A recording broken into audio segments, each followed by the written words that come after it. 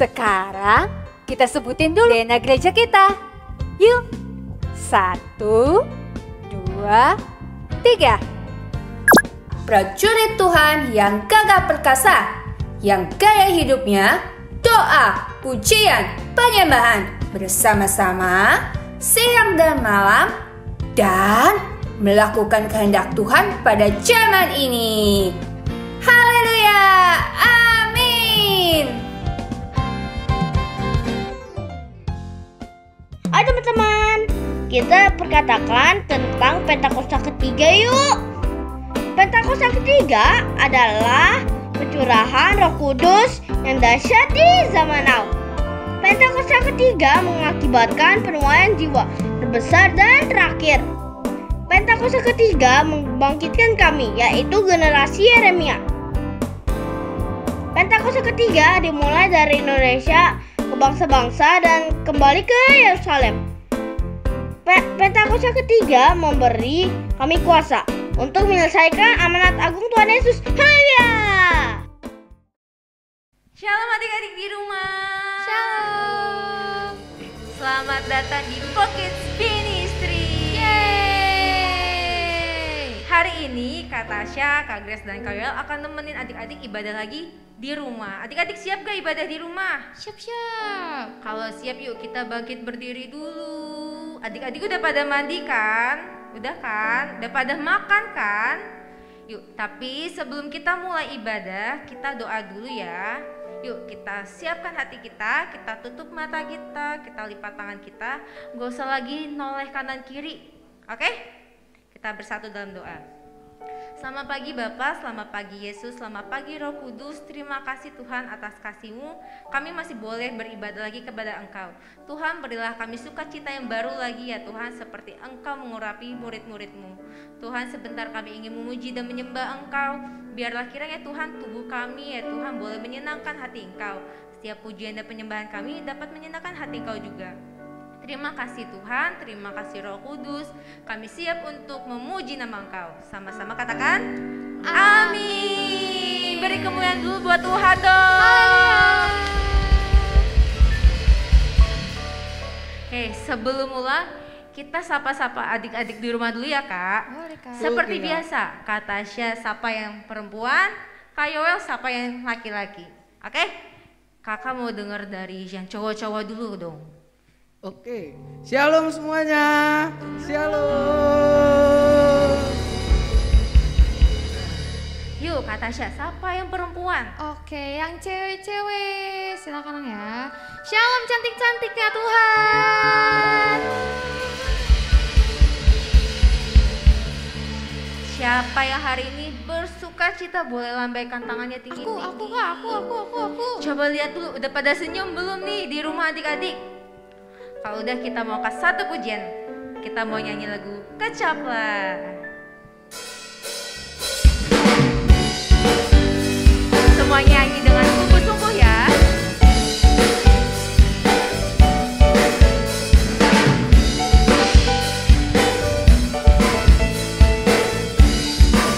Sama-sama katakan Kecaplah.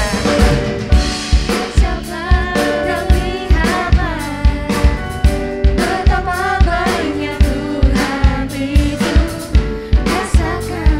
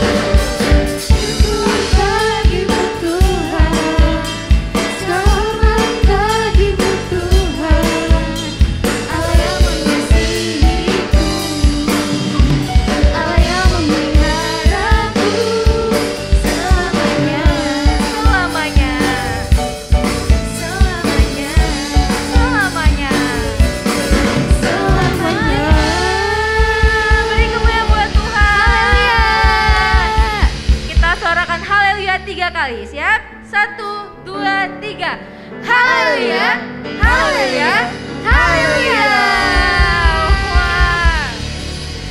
Adik-adik di rumah masih antusias gak memuji Tuhan? Wah, kayaknya udah pada lupa nih jargonnya gimana. Kalau kakak bilang masih antusias, jawabnya yes, yes, antusias. Siap?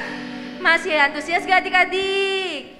Yes, yes, antusias. Tepuk tangan buat Tuhan. Kita mau angkat satu pujian lagi. Adik-adik masih semangat kan? Masih kakak, masih. Kita mau angkat lagu Ku Kasihi Kau dengan Tuhan. Siap?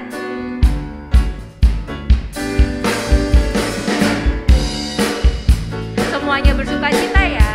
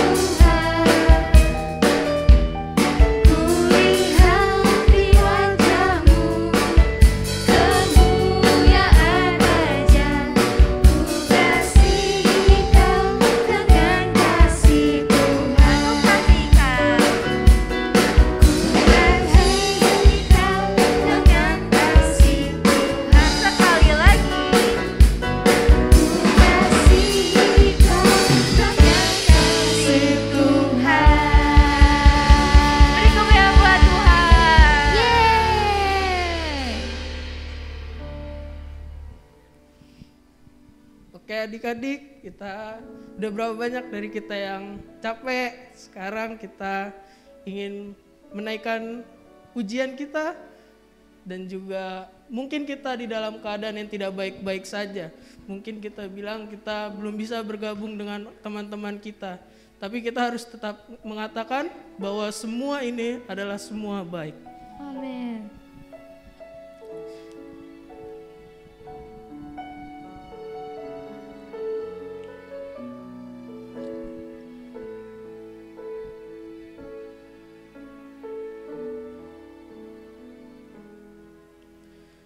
Dari semula tak kau tetapkan hidupku dalam tanganmu, dalam rencanamu Tuhan. Rencana indah tak kau siapkan bagi masa depanku yang penuh harapan. Semua baik, semua baik. Apa yang telah kau perbuat di dalam hidupku, semua baik, sungguh teramat baik.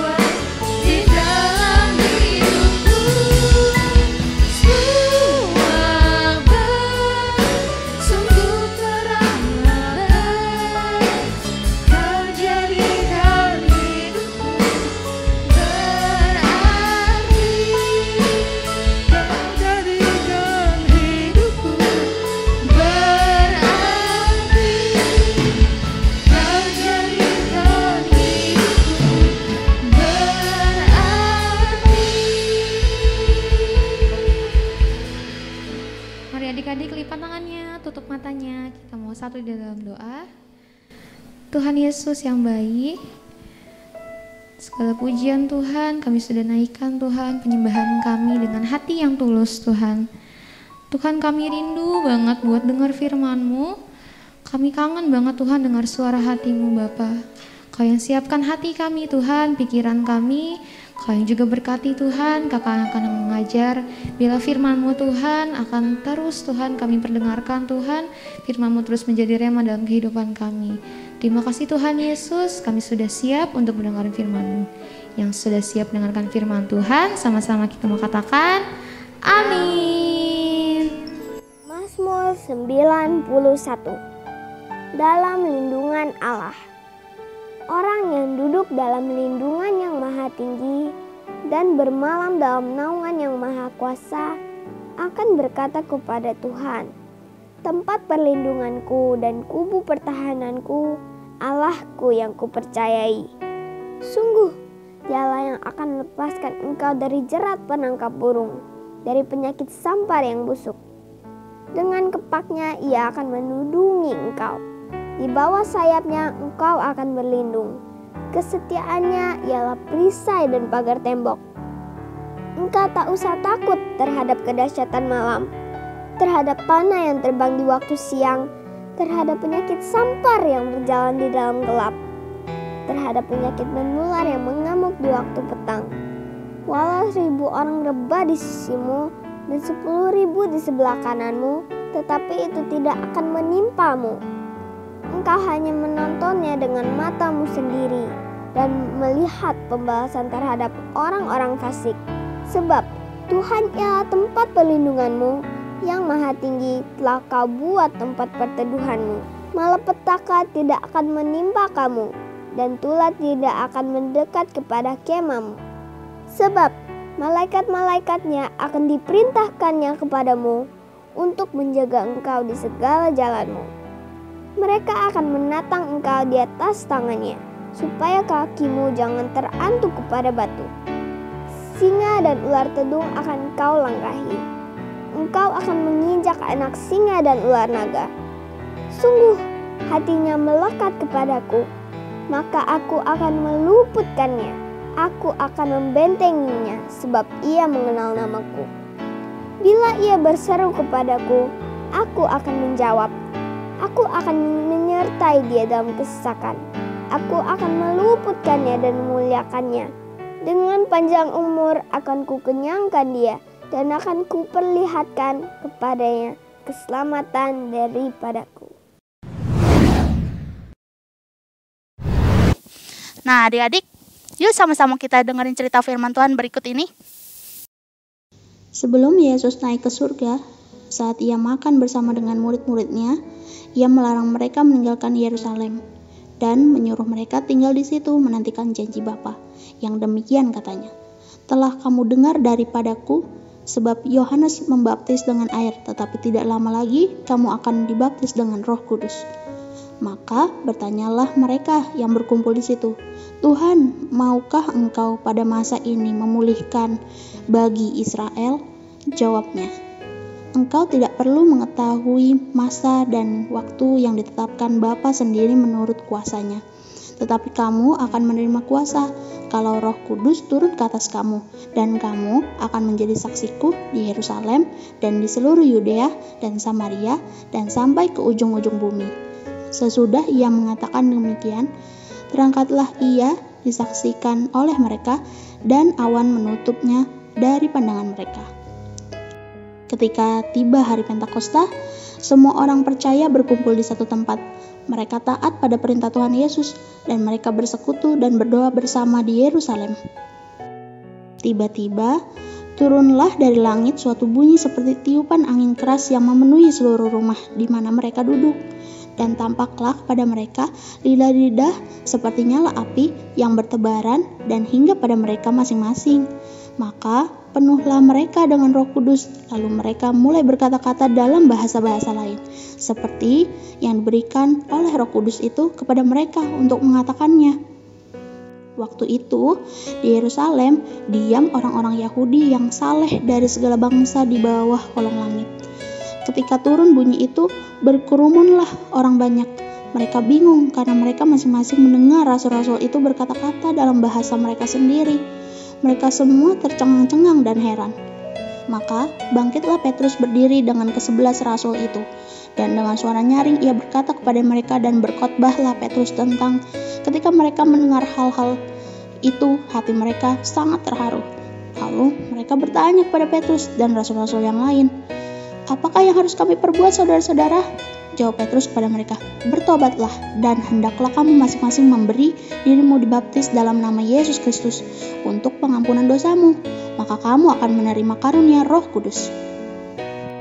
Orang-orang yang menerima perkataannya itu memberi diri dibaptis, dan pada hari itu jumlah mereka bertambah kira-kira 3.000 jiwa. Mereka bertekun dalam pengajaran rasul-rasul dan dalam persekutuan, dan mereka selalu berkumpul untuk memecahkan roti dan berdoa. Nah, adik-adik, sudah lihat kan cerita firman Tuhan tadi? Cerita tadi menceritakan tentang Tuhan Yesus yang terangkat naik ke surga. Tuhan Yesus berjanji kepada setiap murid-muridnya bahwa Tuhan akan mengirimkan Roh Penolong untuk murid-murid Tuhan Yesus. Jadi, murid-murid Tuhan Yesus gak perlu takut atau khawatir lagi. Bahkan, Tuhan juga berjanji kepada setiap murid-muridnya bahwa setiap murid-murid akan menerima kuasa yang akan memberikan kekuatan bagi setiap murid-muridnya ketika bersaksi tentang kebaikan-kebaikannya Tuhan Yesus. Dan apa yang murid-murid Tuhan lakukan? Mereka tetap setia untuk berkumpul bersama-sama, sepakat dan bersatu hati untuk memuji dan menyembah Tuhan. Sampai pada satu hari, yaitu pada hari Pentakosta, adik-adik tahu apa yang terjadi? Betul, Roh Tuhan turun atas setiap mereka, seperti suara angin kencang, dan tampaklah seperti lidah-lidah api hinggap di atas setiap kepala murid-murid Tuhan Yesus. Pada saat itu, murid-murid Tuhan Yesus berkumpul bersama-sama untuk memuji dan menyembah Tuhan. Lalu turunlah Roh Kudus atas setiap mereka. Dan apa yang terjadi?